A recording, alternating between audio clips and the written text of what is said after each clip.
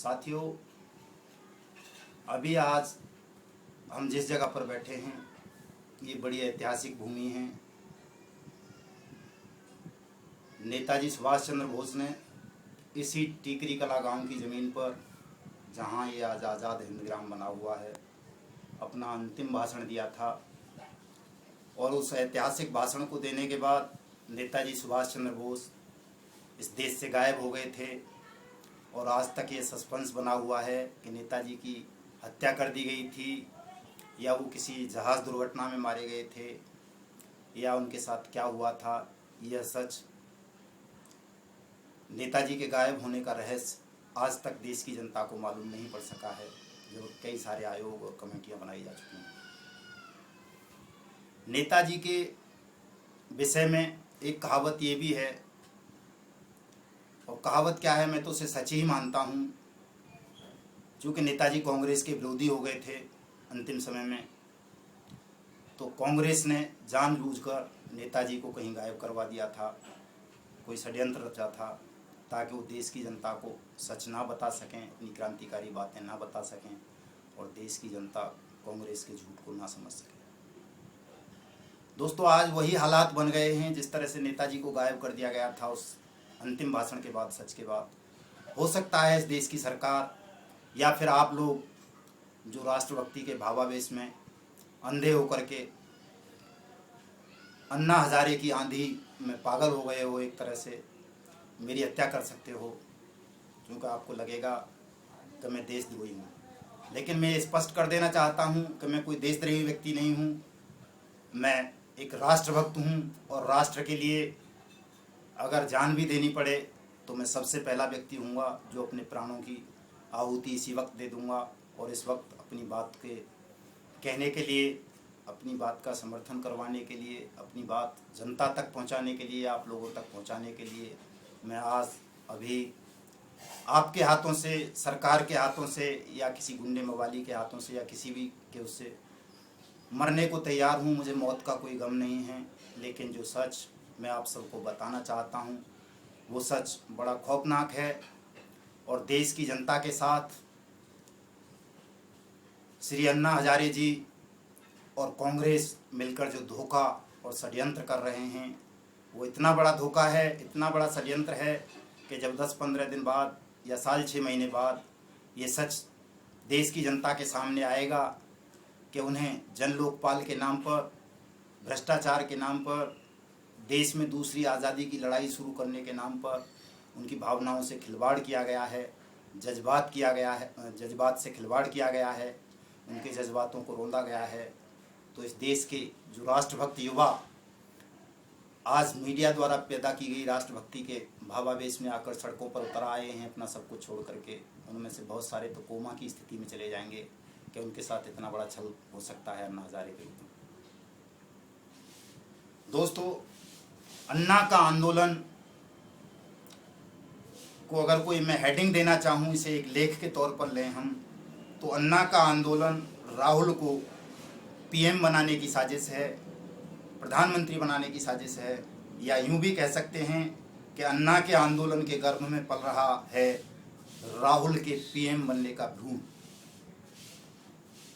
दोस्तों, प्रथम दृष्टि में यह आंदोलन भ्रष्टाचार के विरुद्ध राष्ट्रभक्तों का आंदोलन नजर आता है, किंतु जैसे ही हम आंदोलन की गहराई में जाकर निष्पक्ष रूप से समीक्षा करते हैं, ये आंदोलन सत्ता और अन्ना की नूरा कुश्ती यानी कुश्ती करने का ढोंग दिखाई पड़ने लगता है।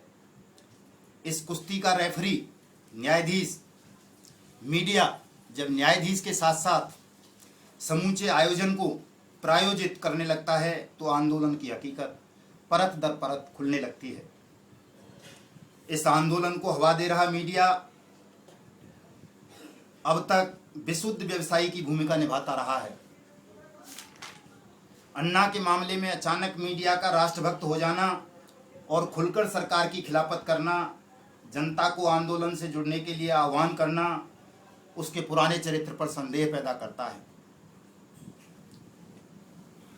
हमारे देश का मीडिया जो लाशों पर टीआरपी बढ़ाने की तरतीब जुटाने वाला रहा है, वो अन्ना के मामले में पूरी तरह राष्ट्रभक्त, ईमानदार, चरित्रवान और नैतिकता दिखा रहा है, ये चीज़ मेरे जैसे आदमी की समझ में नहीं आ रही कि अचानक ये मीडिया वाले इतने राष्ट्रभक्त कैसे हो गए, जो अन्ना के सिवाय कुछ दिखा ही नहीं रहे, उन्हें कुछ दिख ही नहीं रहा। पूरे देश को वो एक ही चीज़ दिखाना चाह रहे हैं, जन लोकपाल, जन लोकपाल, जन लोकपाल।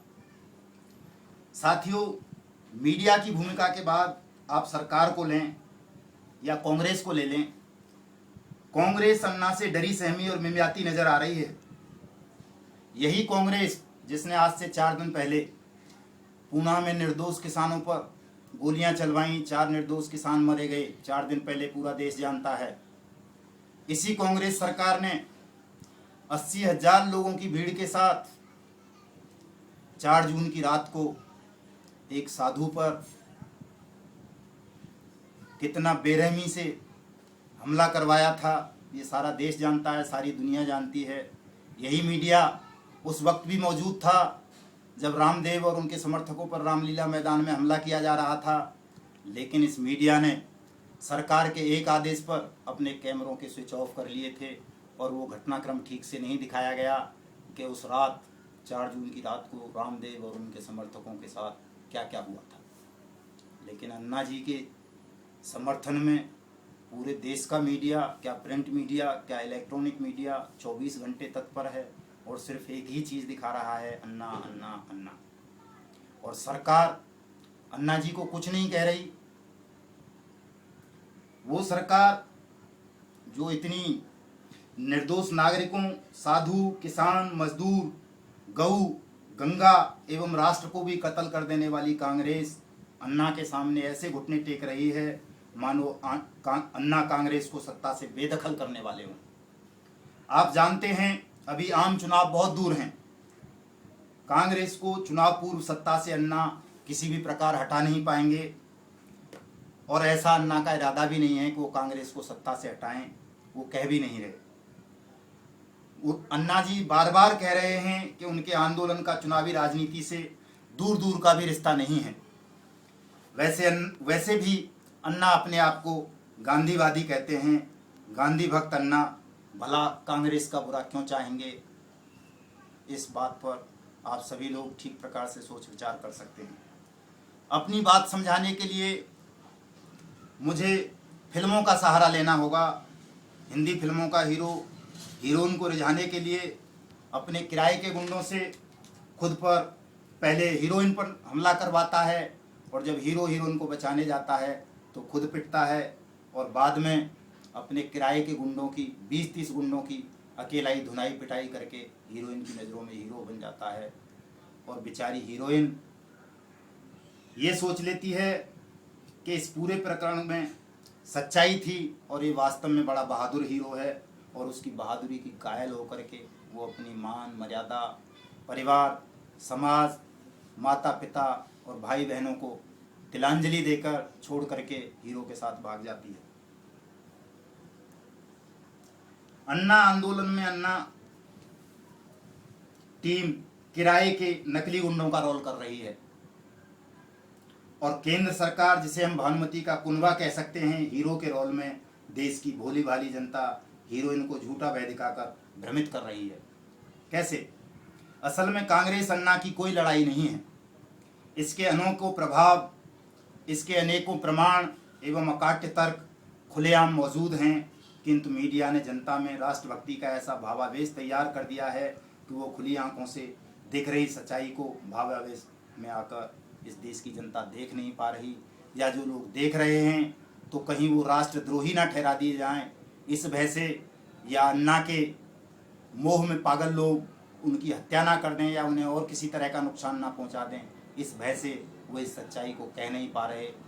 लेकिन मैं अपने आप को राष्ट्रभक्त मानता हूँ और ये मानता हूँ कि राष्ट्रभक्ति के इस महायज्ञ में, इस झूठ का पर्दाफाश करने में अगर आज मेरी जान भी चली जाती है तो मुझे कोई गम नहीं होगा। मैं एक अच्छा काम कर रहा हूँ और मैं अपनी जान लेने वालों से, आप सबसे ये अनुरोध करूँगा कि आप मेरी जान ले लेना, लेकिन ये बातें जो मैं बोल रहा हूँ, ये जो दस्तावेज मैंने पूरी रात लिख करके आज तैयार किया है, इसको ज़रूर जनता को बता देना कि भाई ये बातें कर रहा था ये आदमी, इसलिए हमने मार डाला, ताकि आने वाला भविष्य आने वाले खोजीगण, आने वाला समय इस बात को बता सके कि ये सारा सच था। चूँकि निकट भविष्य में ये बातें सच होने वाली हैं, इन्हें मैं भी जानता हूँ और आप सब भी जानेंगे। अन्ना का कहना है कि जन लोकपाल बिल को लागू करो। जन लोकपाल में हायर जुडिशरी समेत प्रधानमंत्री, मुख्यमंत्री, सचिव, पीएम, एमपी, एमएलए समेत तमाम पब्लिक सर्वेंट्स पर लगाम लगाने का प्रावधान है। जन लोकपाल में झूठी शिकायतकर्ता के खिलाफ कार्रवाई का कोई प्रावधान अन्ना टीम ने नहीं किया है। देश की जनता द्वारा चुने गए प्रतिनिधियों को ही नहीं, उन न्यायाधीशों को भी लोकपाल काबू में रखेगा जिनकी न्यायिक सक्रियता, ईमानदारी की वजह से आम जनता का लोकतंत्र, न्याय और सत्य में विश्वास बना हुआ है। गांधी जी के क्लोन के लिए परेशान रहने वाली कांग्रेस, जिसका जन समर्थन चुनाव दर चुनाव कम होता जा रहा है, नए गांधी अन्ना जी को पुनः घर घर पहुंचा रही है। पूरा देश जानता है गांधी जी ने ही अपने निजी मोह के चलते भारत के 2 टुकड़े होने दिए थे, भगत सिंह को फांसी पर चढ़ जाने दिया था, नेताजी सुभाष चंद्र बोस को कांग्रेस अध्यक्ष पद से हटा दिया था और सरदार पटेल से कांग्रेस वर्किंग कमेटी के इलेक्शन में चुनाव हारे हुए पंडित जवाहरलाल नेहरू को आजाद भारत का प्रथम प्रधानमंत्री बना दिया था। दोस्तों, न्यायिक सक्रियता की वजह से सरकार, बाहुबली एवं भ्रष्ट नेता, बेईमान अफसर, बेलगाम व्यापारी वर्ग, ध्यान रखना मीडिया भी व्यापारी वर्ग में शामिल है, और शोषक यानी उद्योगपति सत्य, न्याय, कानून, राष्ट्र और धर्म का गला नहीं घोंट पा रहे थे। शांति भूषण जैसा भ्रष्ट वकील, जो देश के लगभग सभी मुख्य न्यायाधीशों को खुलेआम बेईमान कह चुका है, जन लोकपाल का विधाता, रचनाकार है। समझ लो कि ऐसा जन लोकपाल बनाने के पीछे शांति प्रशांत की नीयत कैसी रही होगी। अन्ना और उनकी टीम वकील पिता पुत्र की इस ईगल जोड़ी की किस तरह चापलूसी गुलामी करती है, ये पूरा देश 8 अप्रैल 2011 को इसी राष्ट्रभक्त मीडिया के माध्यम से देख चुका है। पूरे देश में थू-थू होने के बाद भी अन्ना ड्राफ्टिंग कमेटी में से एक भूषण को बाहर नहीं कर पाए थे।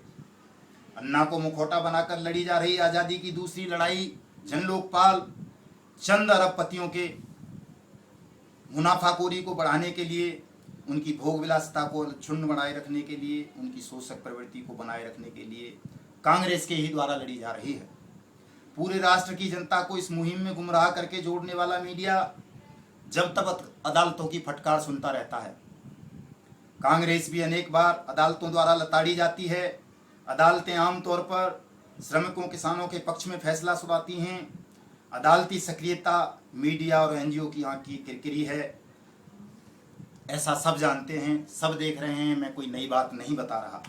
निर्दोष लोगों पर झूठे मुकदमे लगाने वाली सरकार जन लोकपाल की शक्तियों का दुरुपयोग नहीं करेगी, इस बात की गारंटी कोई नहीं ले सकता।